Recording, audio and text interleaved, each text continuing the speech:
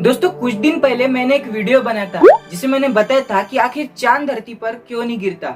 उसमें मैंने आपको एक बॉल का एग्जांपल देते हुए समझाया था कि अगर हम बॉल को धरती के ऊपर से जोर से फेंकते हैं तो वो बॉल धरती को ऑर्बिट करने लग जाता है। आप यहाँ क्लिक करके वो वीडियो देख सकते हैं। उस वीडियो पर वीना भारती जी हमें कमेंट करके पूछते हैं कि भाई लेकिन चांद को कौन फोर्स देता है अर्थ से दूर भागने को। मतलब इनका कहना है कि यहाँ तो बॉल को हम फेंक रहे, मतलब बॉल को एनर्जी हम दे रहे, लेकिन चांद को एनर्जी कौन देता है। मतलब चांद अपने आप ही कैसे घूमता है।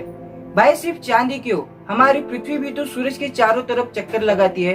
और सिर्फ पृथ्वी क्यों, सोलर सिस्टम का हर एक प्लेनेट सूरज के चारों तरफ चक्कर लगाता है। तो कैसे? तो गाइस आज के इस वीडियो में मैं आपका यही डाउट क्लियर करने वाला हूँ। दोस्तों इस वीडियो को पूरा एंड तक देखिएगा, क्योंकि इस वीडियो में आपको ये भी पता चल जाएगा कि हमारे सूरज का निर्माण कैसे हुआ, पृथ्वी और बाकी प्लैनेट्स का निर्माण कैसे हुआ। तो नमस्कार दोस्तों, मैं हूँ आपका दोस्त प्रज्वल और स्वागत है आप सभी का नॉलेज जरा हटके में। तो दोस्तों ये बात उस समय की है जब हमारा सोलर सिस्टम भी नहीं बना था, मतलब आज से करीब 4.5 बिलियन वर्ष पहले की। तब हमारे सोलर सिस्टम की जगह इंटरस्टेलर डस्ट और गैसेस के बड़े बड़े बादल हुआ करते थे, और ये सभी बादल अपने एक्सिस पर रोटेट कर रहे थे, क्योंकि उन बादलों में प्रेजेंट मैटर कांस्टेंट मोशन कर रहा था, और ये मोशन उनके खुद के द्वारा जनरेट की गई ग्रेविटी के कारण हो रहा था। दोस्तों इस इंटरस्टेलर क्लाउड के रोटेशन को समझने के लिए हमें एंगुलर मोमेंटम को समझना होगा। एंगुलर मोमेंटम ये किसी भी रोटेटिंग बॉडी की वो प्रॉपर्टी है जिसे हम मोमेंट ऑफ इनर्शिया के साथ एंगुलर वेलोसिटी को मल्टीप्लाई करके फाइंड करते हैं। तो दोस्तों आइए अब मोमेंट ऑफ इनर्शिया और एंगुलर वेलोसिटी क्या है ये भी समझ लेते हैं। अगर कोई बॉडी घूम रही है तो घूमते वक्त उसमें एक स्पेसिफिक स्पीड होगी, और रोटेटिंग बॉडी की इसी स्पीड को एंगुलर वेलोसिटी कहते हैं। दोस्तों आइए अब मोमेंट ऑफ इनर्शिया जानते हैं। आपने इनर्शिया ये वर्ड लीनियर मोशन में तो जरूर सुना होगा। ये किसी भी बॉडी की वो टेंडेंसी है जिसमें वो बॉडी अपने ही कंडीशन में रहना चाहती है। मतलब अगर वो बॉडी रेस्ट में है तो वो रेस्ट में ही रहना चाहेगी, और अगर वो बॉडी मोशन में है तो वो मोशन में ही रहना चाहेगी। ठीक यही कंडीशन रोटेटिंग बॉडी में भी अप्लाई होती है। जब कोई भी बॉडी रोटेट करती है तो वो अपने एंगुलर वेलोसिटी में कोई भी चेंज आने नहीं देगी, और अपनी कंडीशन मेंटेन रखने के लिए वो एक टॉर्क लगाएगी। टॉर्क यानी कि किसी भी रोटेटिंग बॉडी पर लगने वाला या उसके द्वारा लगाने वाला force. Law of conservation of momentum के अनुसार अगर किसी रोटेटिंग बॉडी पर एक्सटर्नल टॉर्क नहीं लगता तो वो अपने एंगुलर मोमेंटम को वैसा ही रहने देगी, मतलब वो बॉडी वैसे ही घूमती रहेगी। इस बात को आप ध्यान में रखिएगा, जब तक कोई एक्सटर्नल टॉर्क उस बॉडी पर ना लगे तब तक वो बॉडी वैसी ही घूमती रहेगी। दोस्तों आज से करीब 4.5 बिलियन वर्ष पहले इन बड़े बड़े गैसेस के क्लाउड्स के पास कोई बहुत ही बड़ा सुपरनोवा एक्सप्लोजन हुआ था, जिससे यहाँ का सारा मैटर आपस में टकरा गया था। दोस्तों ये एक्सप्लोजन वही एक्सटर्नल टॉर्क था जिसके कारण ये सभी क्लाउड्स एंटी क्लॉकवाइज रोटेट करने लग गए।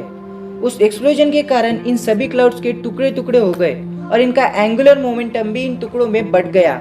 दोस्तों ये क्लाउड एंटी क्लॉकवाइज घूम रहा था। जैसे जैसे समय बीतता गया इस रोटेशन ने स्पीड पकड़ ली और सारा मैटर सेंटर में जमा होने लगा, और इस तरह हमारे सूरज का जन्म हुआ।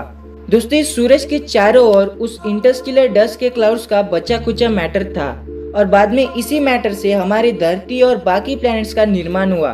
तो दोस्तों जैसा कि उस एक्सप्लोजन के कारण एंगुलर मोमेंटम टुकड़ों में बढ़ गया था, तो इन सभी प्लैनेट्स के पास अपना अपना एंगुलर मोमेंटम है, और क्योंकि इन प्लैनेट्स को अपोज करने के लिए कोई भी एक्सटर्नल टॉर्क नहीं है, इसलिए ये सभी प्लैनेट्स घूमते जा रहे हैं।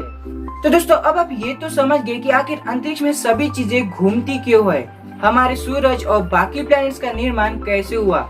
लेकिन वेट, अब तक हमने सूरज और बाकी प्लैनेट्स के निर्माण तक का ही सफर तय किया है। हमें चांद का निर्माण कैसे हुआ ये जानने के लिए अपने सफर में और आगे बढ़ना होगा।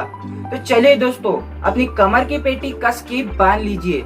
तो दोस्तों उस क्लाउड के बचे हुए मैटर से हमारी पृथ्वी का जन्म तो हो गया था, लेकिन ये एक खोलता हुआ आग का गोला था, और कई लाख साल बाद इसने गोल चट्टान का रूप ले लिया था, और ये अपने ग्रह रूप में आ गई थी। लेकिन अभी भी इसका टेम्परेचर 1200 डिग्री सेल्सियस था, जो कि किसी नर्क से कम नहीं था, और इस समय पृथ्वी पर एस्ट्रॉइड की बारिश होती रहती थी। थिया नाम का एक ग्रह जो कि मंगल ग्रह की साइज का था, वो धरती के ग्रेविटेशनल फोर्स के कारण 15 किलोमीटर प्रति सेकंड की स्पीड से धरती की तरफ बढ़ रहा था, और ये धरती से टकरा गया, और धरती का एक टुकड़ा अंतरिक्ष में चला गया, और धरती के चारों तरफ चक्कर लगाने लगा और धरती का चक्कर लगा रहा यही पिंड हमारा चांद है। देखो दोस्तों, यह थिया ग्रह एक्सटर्नल टॉर्क के रूप में है और जब धरती का टुकड़ा अंतरिक्ष में चला गया था तब इसमें भी एंगुलर मोमेंटम डिवाइड हो गया था और क्योंकि इसे अब अपोज करने वाला कोई भी एक्सटर्नल टॉर्क नहीं है, ये लगातार पृथ्वी का चक्कर लगाते जा रहा है। दोस्तों, आगे के सफर में इस धरती पर जीवन की उत्पत्ति कैसी हुई ये हम बाद में देखेंगे। फिलहाल हम अपने सफर को यही रोकते हैं। और अगर आपको ये जानना है कि इस धरती के नीचे क्या है और अगर धरती घूमती है तो हम क्यों नहीं घूमते, तो आप मेरी वो दोनों वीडियोस देख सकते हैं। तो दोस्तों, मेरी इस वीडियो में मैंने आपको हमारे सोलर सिस्टम के जन्म के साथ साथ ये सभी प्लैनेट्स क्यों घूमते हैं ये बता दिया है। तो आपका भी फर्ज बनता है इस वीडियो को एक लाइक करके इस चैनल को सब्सक्राइब करने का। तो आप जल्दी से इस चैनल को सब्सक्राइब कीजिए। मैं मिलूंगा आपको मेरी नेक्स्ट वीडियो में, तब तक के लिए बाय, जय हिंद।